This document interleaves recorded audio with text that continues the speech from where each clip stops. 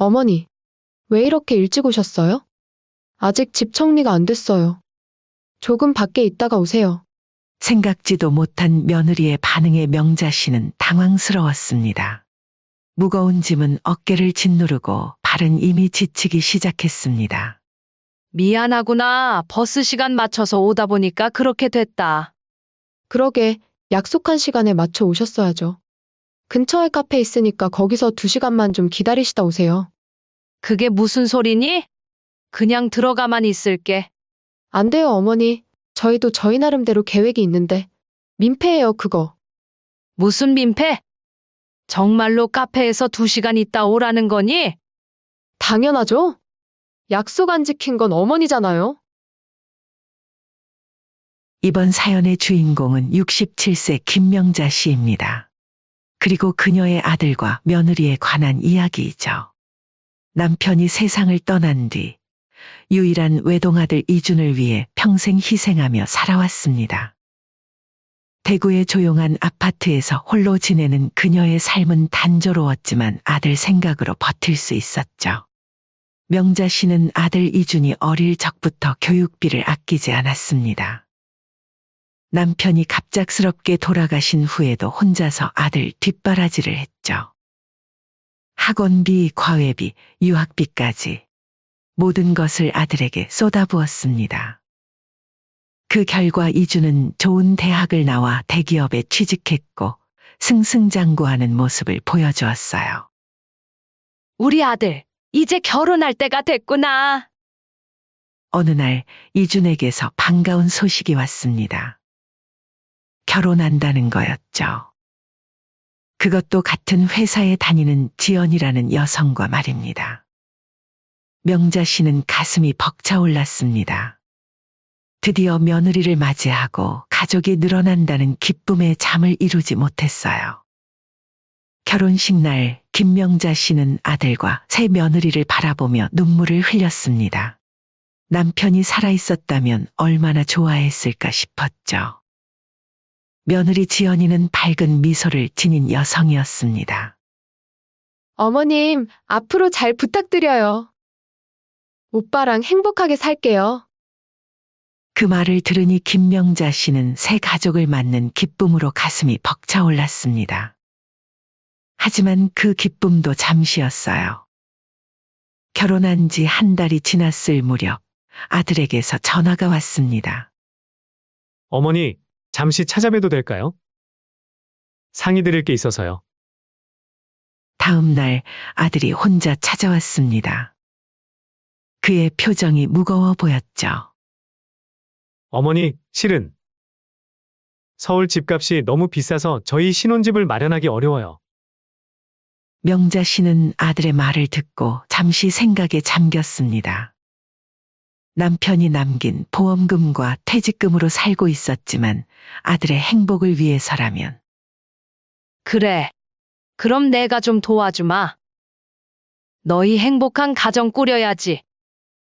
김명자 씨는 남편이 남긴 유산과 평생 모은 돈을 털어 서울에 신혼집을 사줬습니다. 5억이 넘는 큰 돈이었지만 아들의 행복을 생각하면 아깝지 않았어요. 아들과 며느리는 감격해하며 어머니를 안았습니다. 어머니, 정말 감사합니다. 이런 큰 선물을 어떻게 보답해야 할지. 며느리 지연이도 눈물을 글썽이며 말했습니다. 어머니, 저희한테 이렇게 큰 선물을 주셨으니 정말 효도할게요. 언제든지 편하게 오세요. 저희도 어머니 잘 챙길게요. 그 말을 들은 김명자 씨는 가슴이 벅차올랐습니다. 그렇게 집을 마련해 준 뒤 처음 몇 달간은 아들 부부가 자주 연락을 했습니다. 주말마다 전화도 오고 가끔은 영상통화로 새 집 구경도 시켜줬죠. 그러나 시간이 지날수록 연락은 뜸해졌습니다.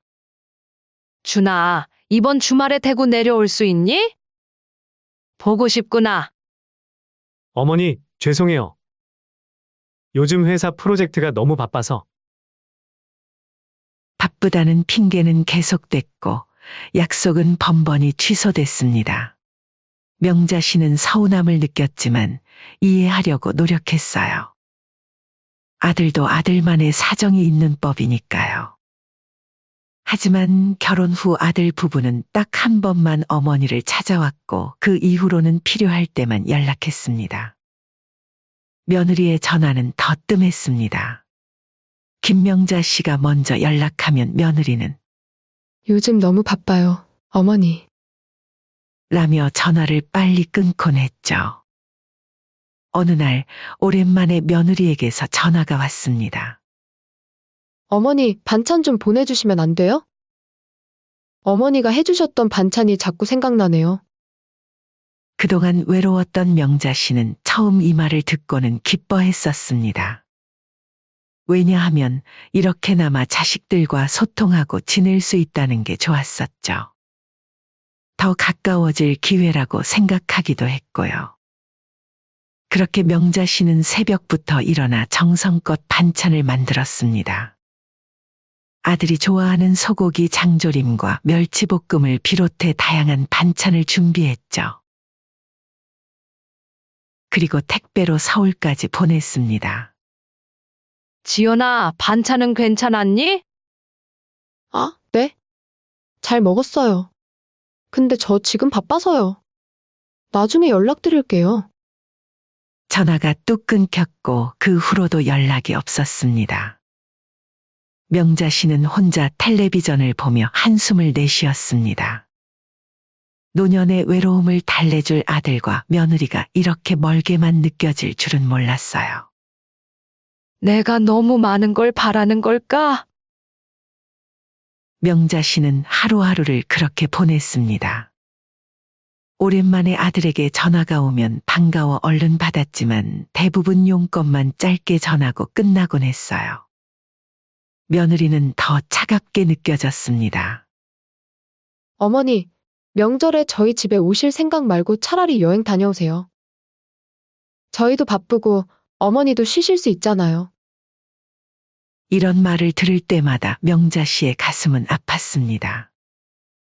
이제는 귀찮은 존재가 되어버린 짐짝 같은 존재가 되어간다는 걸 조금씩 느껴갔던 거죠. 그러던 어느 날 아들에게서 기쁜 소식이 왔습니다. 며느리가 임신했다는 거였어요. 명자 씨는 기뻐서 눈물을 흘렸습니다. 드디어 손주를 볼 수 있다는 생각에 하루하루가 기다려졌죠. 준아, 며느리가 출산하면 내가 가서 도와줄게. 괜찮아요. 엄마 장모님이 오셔서 도와주실 거예요. 그 말에 명자 씨는 아들이 자신을 생각해줘서 해주는 거라고 믿었지만 점점 더 아들 부부의 가족에게서 멀어지는 듯한 은근한 서운함은 지울 수가 없었습니다. 그렇게 아들과 며느리는 필요할 때만 어머니를 찾았고 그것도 직접 만나는 것보다는 전화나 택배를 통한 도움을 원했습니다. 점점 더 얼굴 한번 보는 게 어려워졌죠. 이제 손주가 태어나고 1년이 흘렀습니다. 김명자 씨는 손주 얼굴이 보고 싶어 견딜 수 없었죠. 대구에서 혼자 지내는 시간이 더욱 외롭게 느껴졌습니다. 손주 사진을 보내달라고 해도 며느리는 대충 찍은 사진 한두 장을 보내는 게 전부였어요. 준아, 손주 한번 데리고 한번 내려오지 그러니? 아들에게 주말마다 전화를 걸었지만 대답은 늘 같았습니다. 엄마, 저희 바빠서 한동안 내려가긴 어려울 것 같아요. 차라리 엄마가 서울로 올라오시는 건 어때요? 그럴까? 요즘 많이 바쁘지? 알았다, 내가 한번 올라갈게. 결국 보고 싶은 마음에 명자 씨가 스스로 서울로 찾아가야 하는 상황이 됐습니다. 무거운 짐을 들고 5시간 넘게 버스를 타고 가는 일이 쉽지는 않았지만 손주 얼굴을 본다는 생각에 참을 수 있었죠. 서울에 일이 있어서 가는데 너희 집에 하루 묵어도 될까? 명자 씨가 조심스럽게 물었습니다. 전화 너머로 며느리의 한숨 소리가 들렸어요. 저희가 요즘 너무 바빠서요. 그리고 어머니도 주무시면 불편하실 거예요. 불편하다는 말에 명자 씨는 가슴이 아팠습니다. 자신이 사준 집에서 하룻밤 자는 것조차 눈치를 봐야 한다니요. 그럼 밥이라도 같이 먹을까? 그날 약속이 있어서요. 어머니, 오셔도 잠깐 얼굴만 보고 가세요. 명자 씨는 울컥하는 마음을 겨우 누르며 전화를 끊었습니다.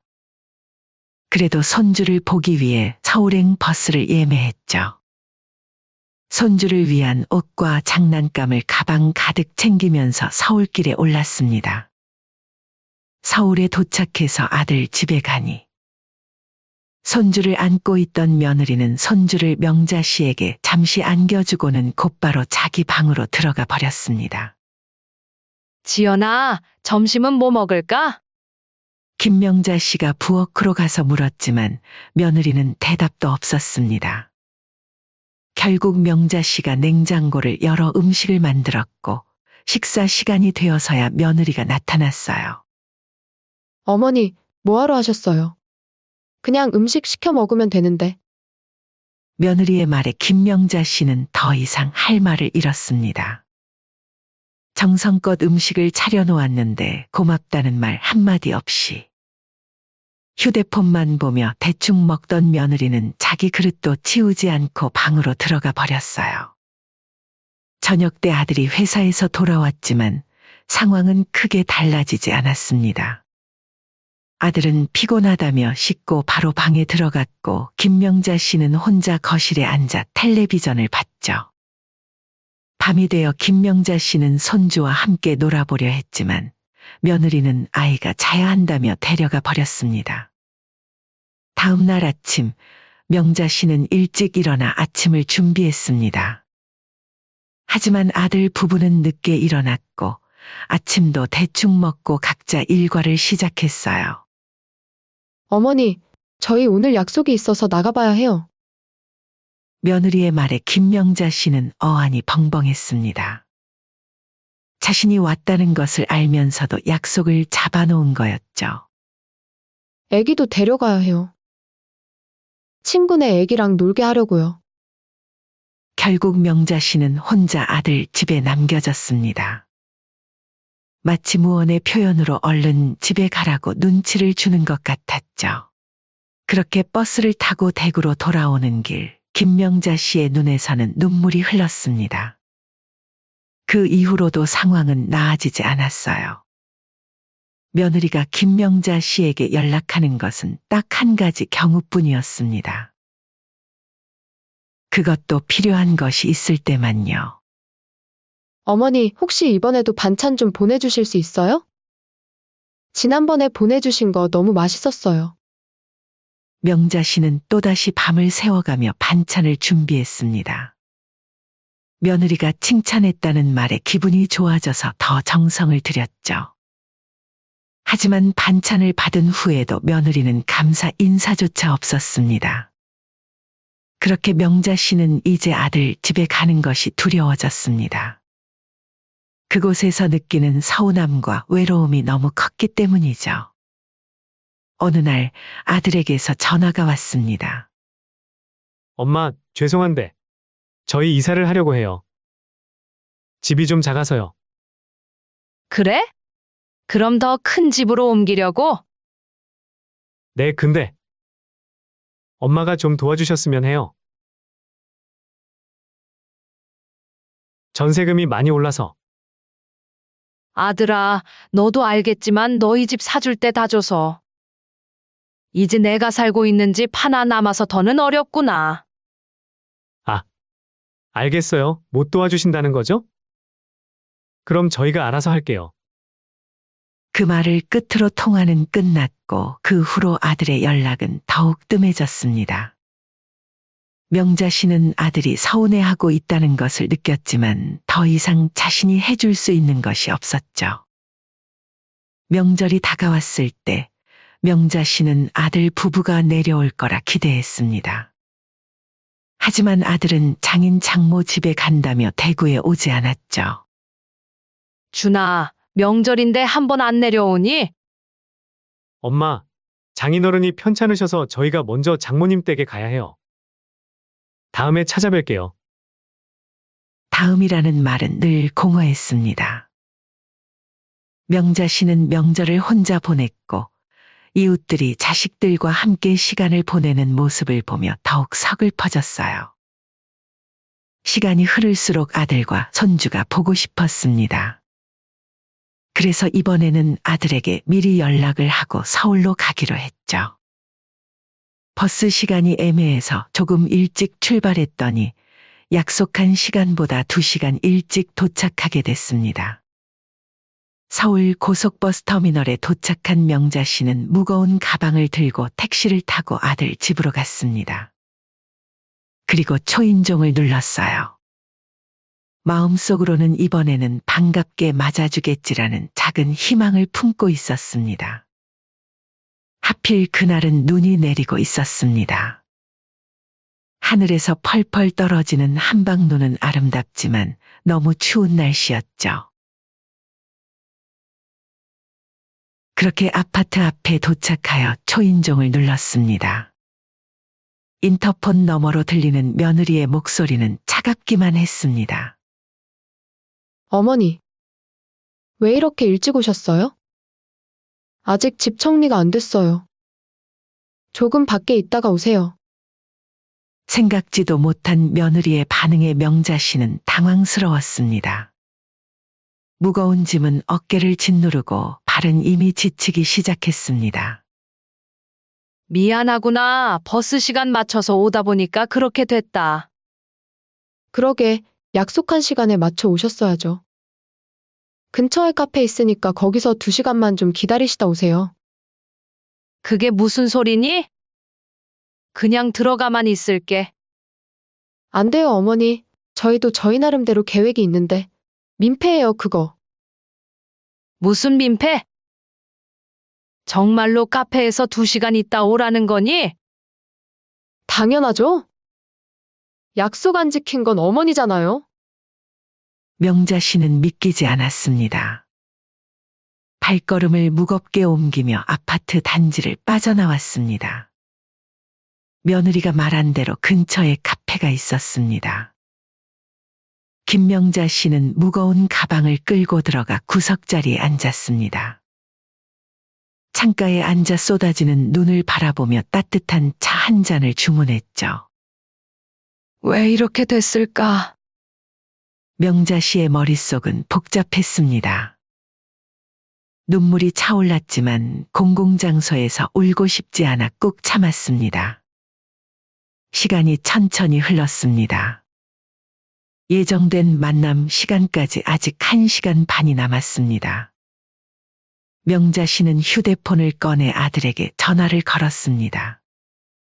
준아, 통화되니? 네, 엄마. 서울 오셨어요? 응, 근데 조금 일찍 도착해서 지금 너희 집 근처 카페에 있단다. 네? 벌써요? 지연이한테 연락했어요? 했어. 근데 집 정리가 안 됐다고 약속 시간에 오라더구나. 아, 그래요? 그럼 불편하시겠지만 따뜻한 차라도 마시면서 조금만 기다리세요. 아무리 그래도 일찍 왔다는 이유로 문전박대하는 건 너무하지 않니? 엄마, 지연이 입장도 있겠죠. 시어머니가 불쑥 찾아오면 곤란할 거예요. 불쑥은 무슨 불쑥? 아무리 그래도 조금 일찍 왔다고 한겨울에 내친다는 게 말이 되니? 하여튼 됐다. 나 그냥 돌아갈게. 이런 푸대접 받으면서 찾아가고 싶지 않구나. 엄마, 그게 아니라 전화를 끊고 명자 씨는 창밖을 바라봤습니다. 약속을 그렇게 중요시하는 사람이 효도하겠다는 약속은 안 지키는구나. 문득 아들 부부가 살고 있는 집이 생각났습니다. 사실 집 명의는 아직 명자 씨 앞이었습니다. 아들 이준에게 증여하려고 했지만 세금 문제로 아직 완료하지 못했기 때문이죠. 법적으로는 여전히 명자 씨의 소유였습니다. 그녀는 결심했습니다. 더 이상 이렇게 서럽게 살고 싶지 않았습니다. 자신의 재산을 챙기고 남은 인생은 행복하게 살아야겠다고 마음먹었죠. 호텔을 예약하는 대신 김명자 씨는 카페를 나와 바로 근처 부동산으로 향했습니다. 눈을 맞으며 걷는 발걸음은 무거웠지만 마음은 오히려 가벼워지고 있었습니다. 부동산 사무실 문을 열자 따뜻한 공기가 그녀를 반겼습니다. 중개인은 나이든 여성이 눈을 맞으며 들어오자 놀란 표정을 지었습니다. 어머니, 많이 추운데 어쩐 일로 오셨어요? 이 동네 아파트 시세가 어떻게 되나요? 지금 매도 생각이신가요? 네, 제 명의로 된 아파트가 있어서요. 부동산 중개인은 놀란 눈으로 명자 씨를 바라봤습니다. 최근 이 지역 아파트 값이 크게 올랐다며 몇 년 전보다 거의 2배 가까이 가격이 뛰었다고 했습니다. 지금 팔면 좋은 가격을 받으실 수 있을 것 같습니다. 당장 관심 있는 매수자도 몇 분 계세요. 명자 씨는 생각에 잠겼습니다. 그리고 결심했죠. 그럼 매물로 내주세요. 가능한 빨리 처리하고 싶습니다. 네, 그런데 현재 거주자는 제 아들 내외가 살고 있어요. 하지만 제 소유입니다. 매매 계약이 성사되면 제가 통보할게요. 부동산 중개인은 고개를 끄덕였습니다. 명자 씨는 필요한 서류를 모두 작성하고 나왔습니다. 마음은 무거웠지만 결심은 확고했죠. 그리고 놀랍게도 며칠 만에 매수자가 나타났습니다. 시세보다 약간 높은 가격에 매입하겠다는 제안이었죠. 명자 씨는 서울의 한 호텔에 묵으며 바로 계약을 진행했습니다.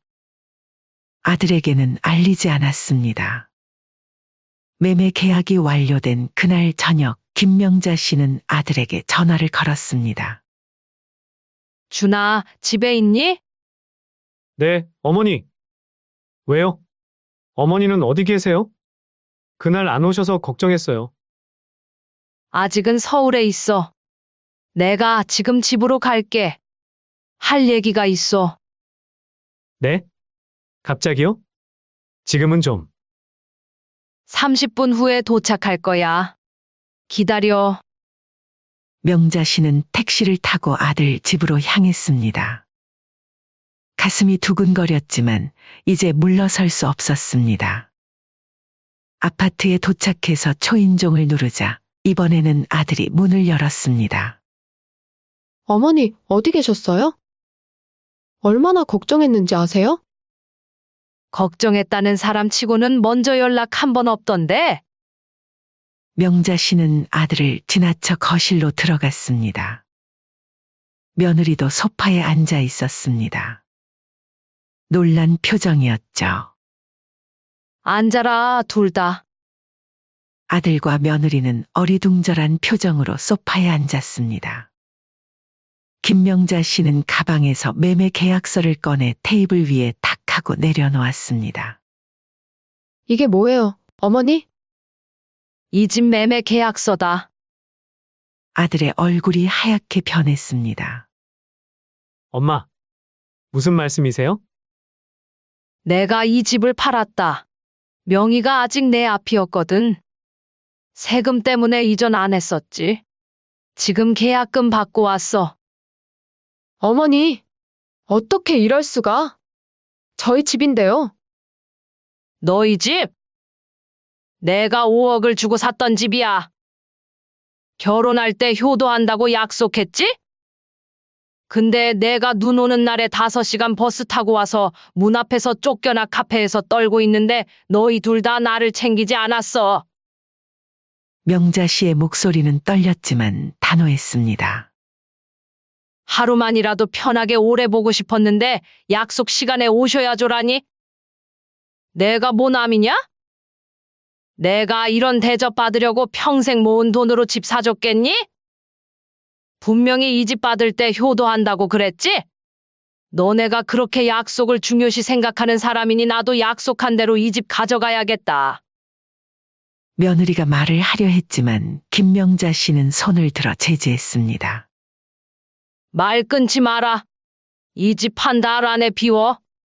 새 주인이 들어올 거야. 어머니, 제발요. 저희가 잘못했어요. 다시는 안 그럴게요. 이제 와서 그런 말이 무슨 소용이니? 난 이제 가볼게. 이사 비용으로 1,000만 원 줄 테니 조용히 나가주면 좋겠다. 명자 씨는 일어섰습니다. 아들과 며느리는 충격에 빠진 채로 있는 거실을 지나 현관으로 향했습니다. 이제 그녀는 자신의 남은 인생을 위해 살기로 했습니다. 아들 부부가 보여준 냉대와 무관심에서 벗어나 그동안 희생했던 시간을 자신을 위해 쓰기로 했습니다. 며칠 후 아들과 며느리는 울며 어머니를 찾아왔습니다. 서울에서 대구까지 5시간 넘게 운전해 왔다고 했죠. 현관 초인종이 울리자 인터폰으로 아들과 며느리의 모습이 보였습니다. 그들의 얼굴은 피곤하고 지쳐 보였죠. 어머니, 문 좀 열어주세요. 명자 씨는 인터폰을 통해 대답했습니다. 약속 없이 찾아왔구나. 갑자기 오시면 나도 곤란하다. 아들의 얼굴이 굳었습니다. 자신이 했던 말을 그대로 돌려받은 것이었습니다. 어머니, 저희가 잘못했어요. 제발 문만 열어주세요. 할 말이 있습니다. 약속 없이 오면 안 된다고 너네가 말하지 않았니? 며느리가 울며 말했습니다. 어머니, 정말 죄송합니다. 그럼 약속이라도 잡아주세요. 언제 찾아뵙는 게 좋을까요? 명자 씨는 잠시 생각했습니다. 그리고 대답했습니다. 일주일 후 정확히 오후 2시에 오거라. 1분이라도 늦으면 문 안 열어줄 거다. 네, 어머니. 꼭 시간 맞춰 오겠습니다. 그렇게 아들 부부는 무거운 발걸음으로 돌아갔습니다. 그들의 차가 떠나는 모습을 창문으로 지켜보던 명자 씨의 눈에는 복잡한 감정이 어려 있었습니다. 일주일 후 정확히 오후 2시 명자 씨의 집 초인종이 울렸습니다. 아들과 며느리 그리고 손주가 함께 서 있었습니다. 어머니, 약속대로 왔습니다.